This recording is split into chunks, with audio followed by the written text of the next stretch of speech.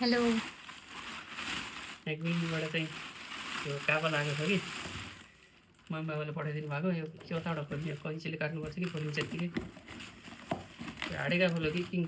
काफल हुने हो काफल त एउटा मात्र हुन्छ। कहाँ होइन अरू नि हुन्छ नि त किम्बुटा के भन्छ क्या त काफल लागेको उसले फुल्नु भएको छ यहाँ। ओहो कति धेरै हो हेर त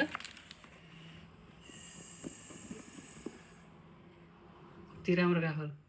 यो हाडे काफल भन्ने हो क्या यो चाहिँ हामी चाहिँ हाडे काफल भन्छौँ कि भित्र हड्डी जस्तो हुन्छ नि त्यही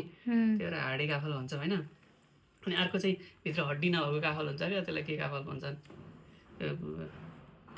मिठो हुन्छ ल त ल त पहिला चाखा त तिमी लिएर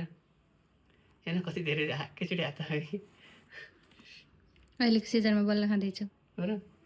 मैले पनि पहिला त छुटेँ त अनि अहिले हात लाग्यो खाम एकदम मिठो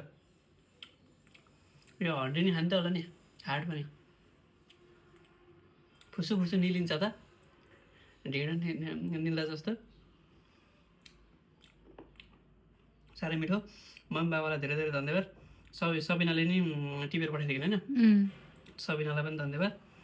यस्तो मिठो अनि यो धेरै हुन्छ यो दिदीहरूलाई पनि बाँड्नुपर्छ है हुन्छ ल हस्